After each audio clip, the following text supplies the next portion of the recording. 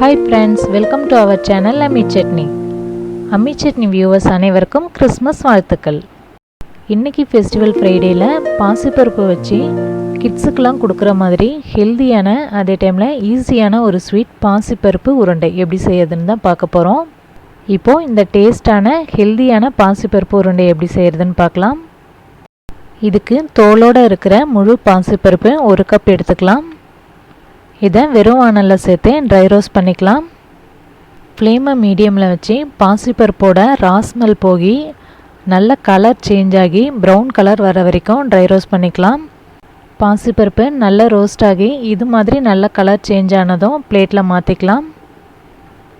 பாசிப்பருப்பு ஆறுனதும் ஒரு குக்கரில் மாற்றிக்கலாம். பாசிப்பருப்பு வேகிறதுக்கு தேவையான அளவுக்கு தண்ணி சேர்த்துக்கலாம். இதில் டேஸ்ட்டுக்காக கொஞ்சமாக உப்பு சேர்த்து குக்கரை மூடி வச்சு 5லேருந்து 7 விசில் வரைக்கும் வச்சுக்கலாம். பாசிப்பருப்பு நல்லாவே வெந்துடுச்சு. இப்போ இதிலேருந்து தண்ணியை வடிகட்டிட்டு பாசிப்பருப்பு மட்டும் எடுத்துக்கலாம்.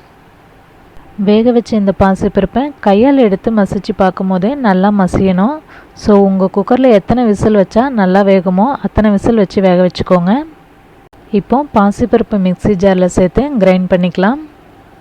ரொம்பவும் நைஸாக பேஸ்ட் மாதிரி கிரைண்ட் பண்ண தேவையில்ல. இது மாதிரி லைட்டாக மேஷ் பண்ணன மாதிரி கிரைண்ட் பண்ணி எடுத்துக்கலாம். வேக வச்ச இந்த பாசிப்பருப்பை கிரைண்ட் பண்ணாமல் மத்து வச்சு கூட லைட்டாக மேஷ் பண்ணி எடுத்துக்கலாம். இப்போது இதில் 1 கப் அளவுக்கு நாட்டு சர்க்கரை சேர்த்துக்கலாம். 1 கப் அளவுக்கு பாசிப்பருப்புக்கு 1 கப் அளவுக்கு நாட்டு சர்க்கரை எடுத்தோன்னா சரியாக இருக்கும்.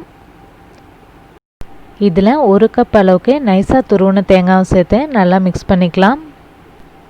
இந்த பாசிப்பருப்பு உருண்டை செய்கிறதுக்கு வெல்லம், தேங்காய், முழு பாசிப்பருப்பு இந்த 3 இன்க்ரீடியன்ட்ஸ் மட்டுமே போதும். ஹெல்தியான இந்த பாசிப்பருப்பு உருண்டையை ஈஸியாக 10 நிமிஷத்தில் ரெடி பண்ணிடலாம். இப்போது வெல்லம், தேங்காய்லாம் பாசிப்பருப்போடு நல்லா மிக்ஸ் பண்ணிக்கலாம். இப்போது இது எல்லாத்தையும் இது மாதிரி சின்ன சின்ன உருண்டைகளாக பிடிச்சிடலாம். இப்போ நமக்கு ஹெல்தியான பாசிப்பருப்பு உருண்டை ரெடி ஆகிடுச்சு. சத்து மிகுந்த இந்த பாசிப்பருப்பு உருண்டையை நீங்களும் உங்கள் பசங்களுக்கு செஞ்சு கொடுத்துட்டு மறக்காமல் எப்படி இருந்ததுன்னு கமெண்ட்ஸ் அனுப்புங்க. ஹெல்தியான ஈஸியான இந்த பாசிப்பருப்பு உருண்டை உங்கள் ஃப்ரெண்ட்ஸ்க்கெலாம் யூஸ்ஃபுல்லாக இருக்கும்னு நினச்சிங்கன்னா மறக்காமல் வீடியோவை ஷேர் பண்ணுங்கள். தேங்க்யூ.